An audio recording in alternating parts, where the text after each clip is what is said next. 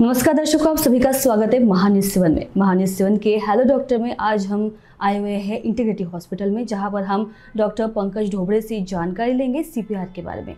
CPR यानी कि cardiopulmonary resuscitation है, जो प्राथमिक चिकित्सा यानी कि फर्स्ट एड है, जो कि जिसको अगर किसी पीड़ित को सांस लेने में प्रॉब्लम हो रही है, दिक्कत आ रही है, सांस नहीं ले पा रहा हो या फिर वो बेहोश हो जाता है तो सीपीआर दिया जाता है। इसके अलावा अन्य भी इसमें कुछ स्टेप्स है जिसके बारे में आज हम जवाब जानने आए हैं डॉक्टर पंकज ढोबड़े से। सबसे पहले उनका स्वागत करते हैं। सर, आपका बहुत बहुत स्वागत है फिर से एक बार। और आज हमारा जो विषय वो है सीपीआर के बारे में, तो हम ये जानना चाहेंगे कि सीपीआर क्या होता है और ये कब दिया जाता है। नमस्कार, मैं डॉक्टर पंकज ढोबड़े। सीपीआर मतलब कार्डियोपल्मोनरी रिससिटेशन। कार्डियो जैसे मैं बताया हार्ट, पल्मोनरी लंग्स, रिससिटेशन मतलब टू रिवाइव।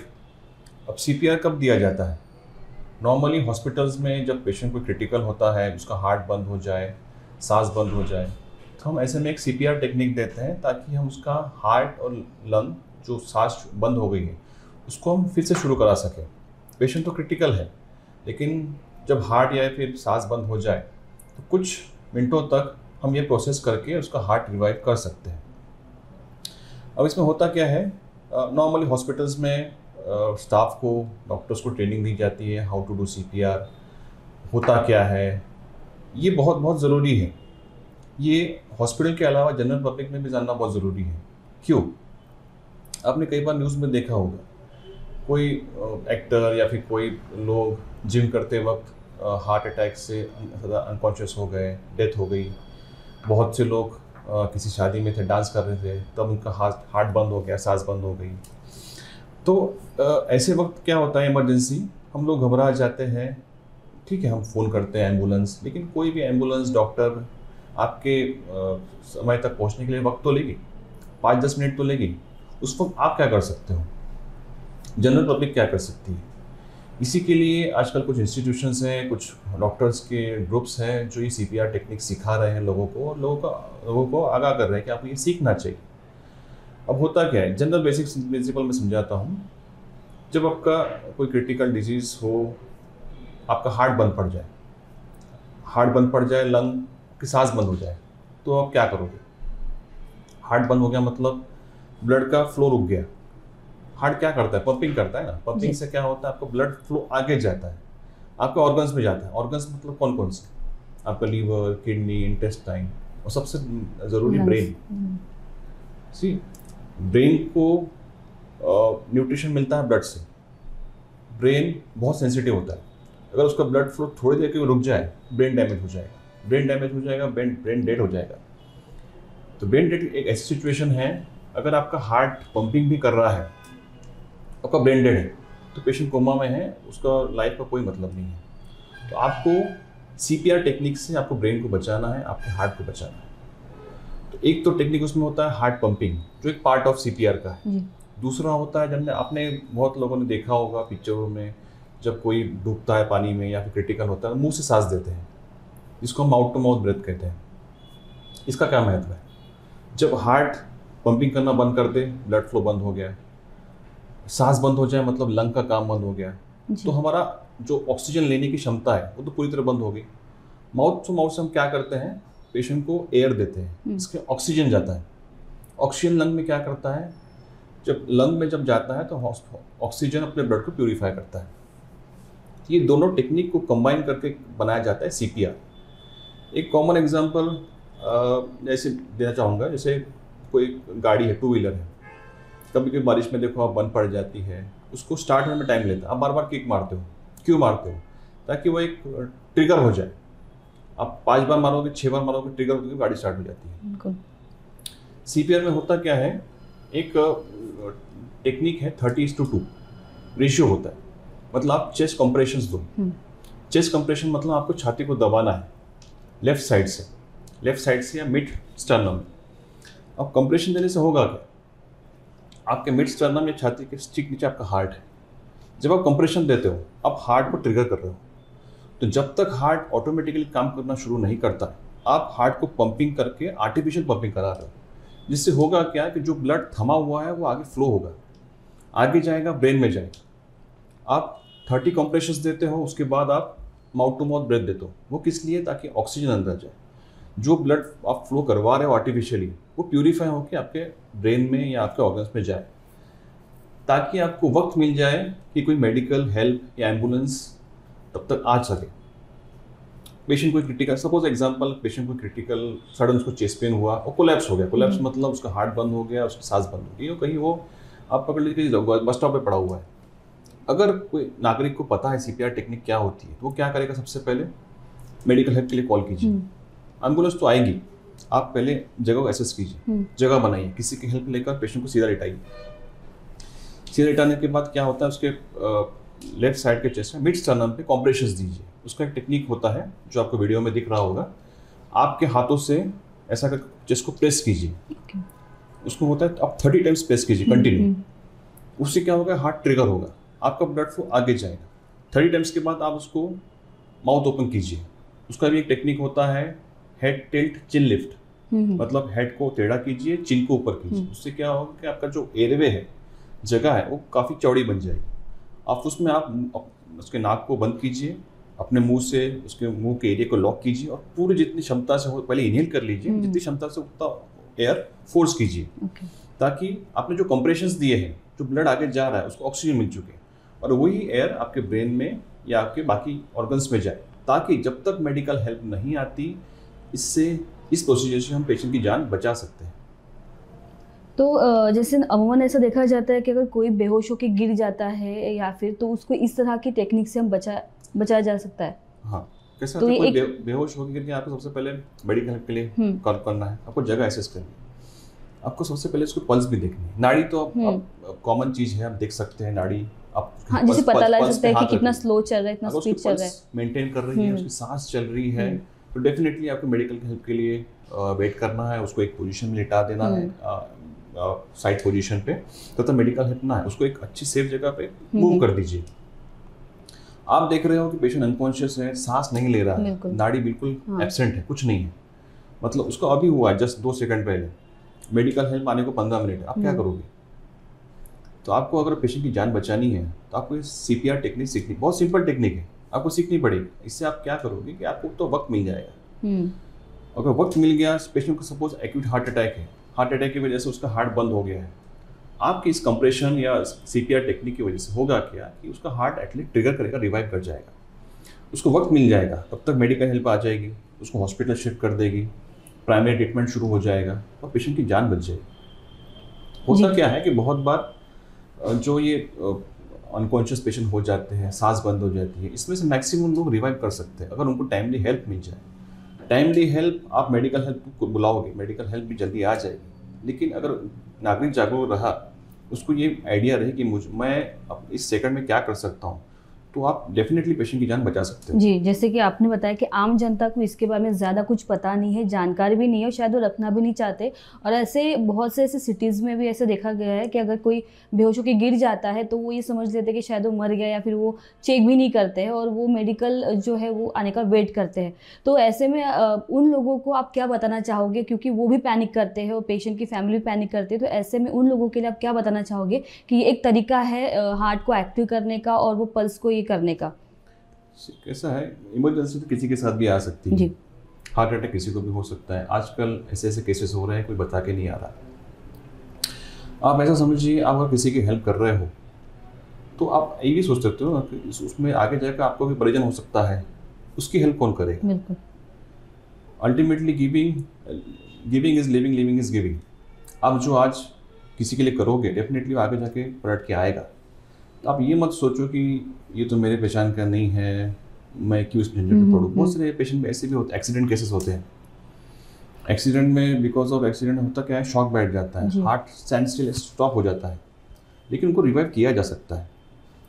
आजकल नंबर ऑफ मेडिकल बॉडीज़, कुछ बॉडीज़ है जो ये इनिशिएटिव ले रहे हैं कि लोगों को एटलीस्ट जागरूक कर। इसमें आपको हार्डली कुछ बहुत सिंपल है, प्रोसीजर भी पता नहीं रहता है। वीडियोज़ में भी आप देख पाओगे, आपको बहुत सिंपल है, आपको चेस्ट कंप्रेशंस देने हैं, माउथ टू माउथ ब्रीदिंग देनी है।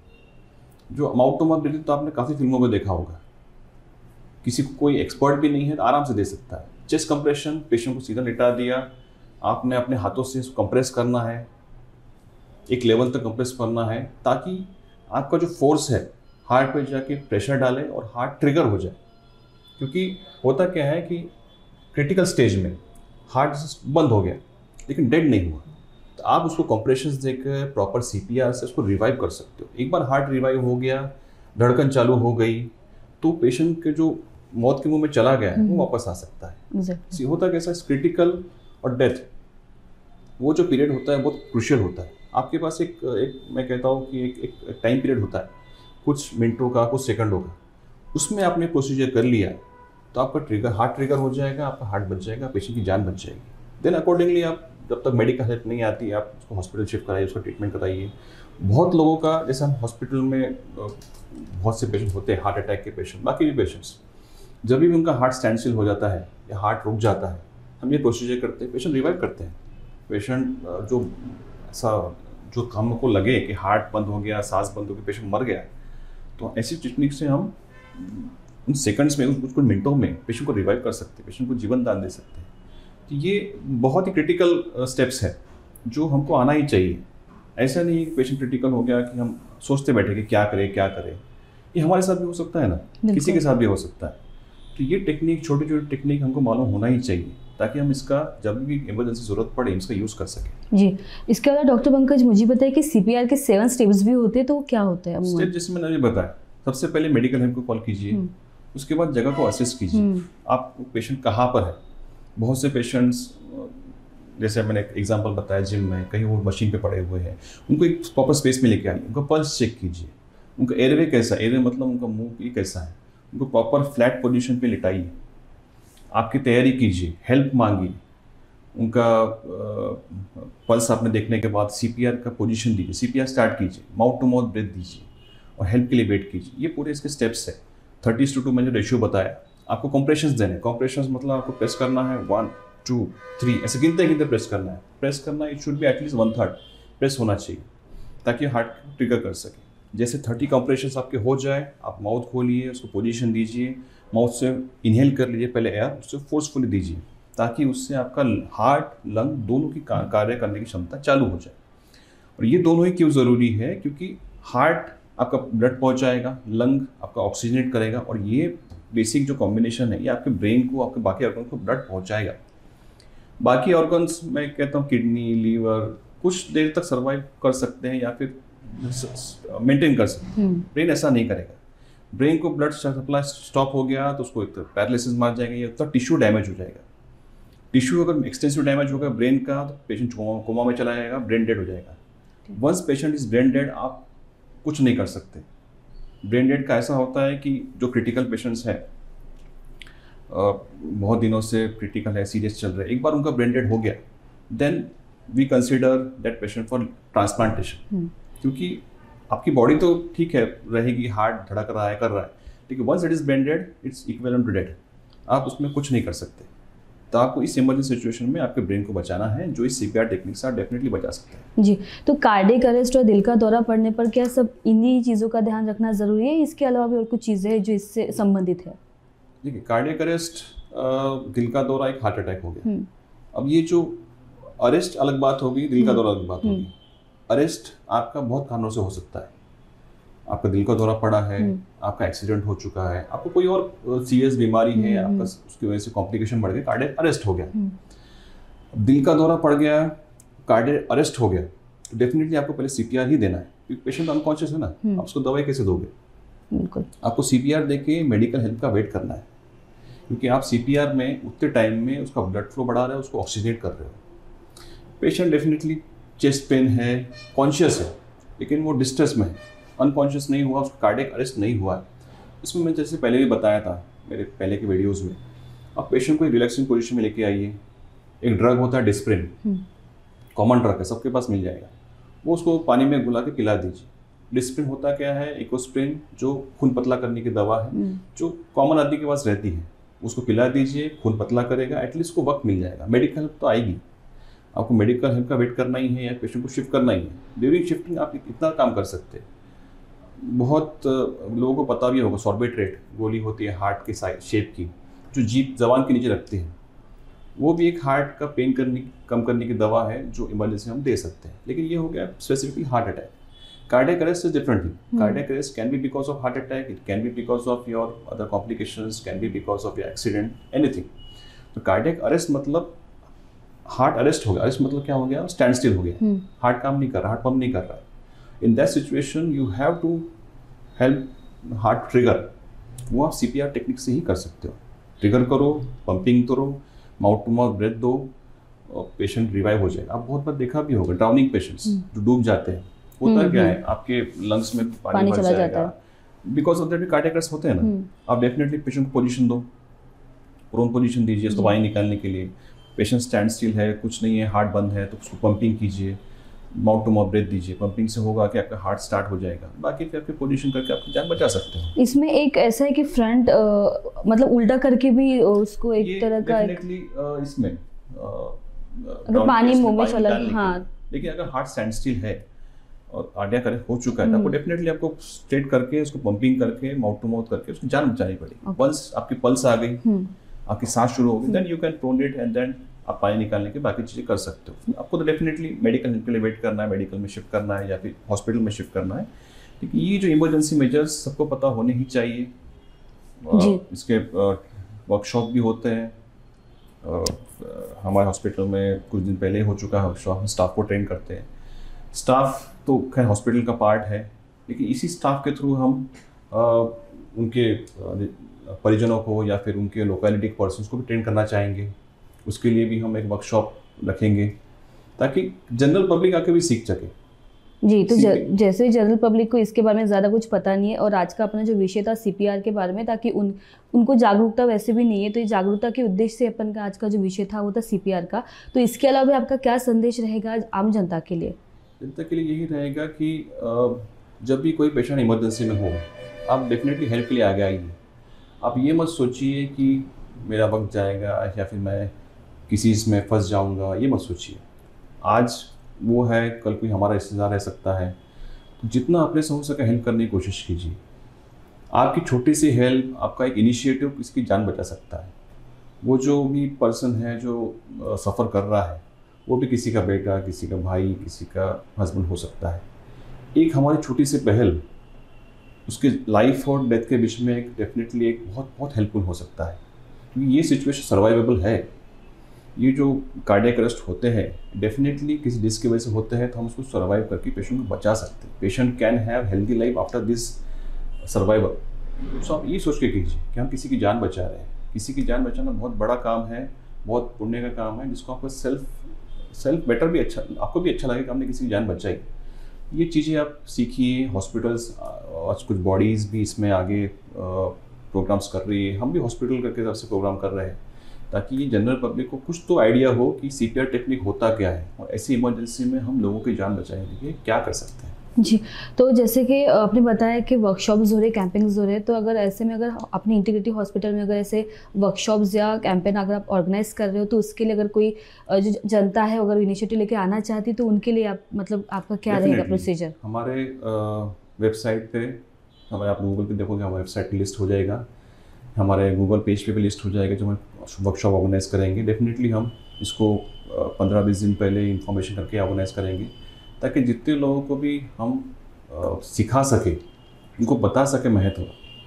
100 लोगों को बताऊंगा 100 लोग तो नहीं मारेंगे, लेकिन उनमें से मैं अगर 10 लोगों को भी ट्रेन कर पाया, उनको समझा पाया, तो भी मेरा जो बताने का उद्देश्य है फुलफिल हो रहा है कि वो मैं 10 लोगों को ट्रेन करके वो आगे 10 लोगों को ट्रेन करेंगे. बिल्कुल. तो ऐसे ही करते करते छोटे छोटे ग्रुप्स में अगर लोग ट्रेन भी होते हैं तो भी हमारा उद्देश्य पूरा हो रहा है. जी, thank you so much doctor कि आपने CPR के बारे में जानकारी दी. हालांकि ऐसे बहुत कम डॉक्टर्स होते हैं जो ऐसी जानकारी देते हैं. मैं ये करना चाहूँगी कि जिनके घर में हार्ट पेशेंट्स है, उनके घर में ये जो एक अपनी जो मुलाकात हुई है इस विषय पर, ये ज़रूर उससे रिलेट करेंगे, क्योंकि उनको पता है कि सिचुएशन घर में कैसी होती है. कभी भी ऐसे पैनिक अटैक्स आते हैं या फिर ऐसी सिचुएशन से वो आमतौर पे जूझते हैं, तो उन लोगों के लिए भी खास तौर पे CPR का विषय जो था आज का ये इसी के लिए था, ताकि डॉक्टर पंकज आपको इस तरह की एक सामाजिक संदेश दे सके, क्योंकि इसकी जागरूकता बहुत कम है। और CPR सही मायने में एक प्राथमिक फर्स्ट एड बोल सकते, प्राथमिक चिकित्सा बोल सकते, जिससे जान बचाई जा सकती है। तो हमारा जो आज का विषय था CPR आपको अच्छा लगा होगा, और डॉक्टर पंकज से आप सलाह मशवरा ले सकते हैं उनके हॉस्पिटल में आके। अगर आपको कुछ जानकारी इससे जुड़ी कर लेनी है तो आप ज़रूर इंटीग्रिटी हॉस्पिटल में आइए। तब तक आप देखते रहिए महान्यूज़ 7 hello doctor. Integrity super specialist hospital and research institute of Nagpur अब नागपुर में अत्याधुनिक सुविधाओं के साथ ICU, modular operation theatre, maternity surgery and laparoscopy surgery, orthopaedic and joint replacement, dialysis unit, pathology and pharmacy. Our address: Vinoba Nagar, Kharpi Ring Road, Nagpur. Our contact: 8668792352 9801980100.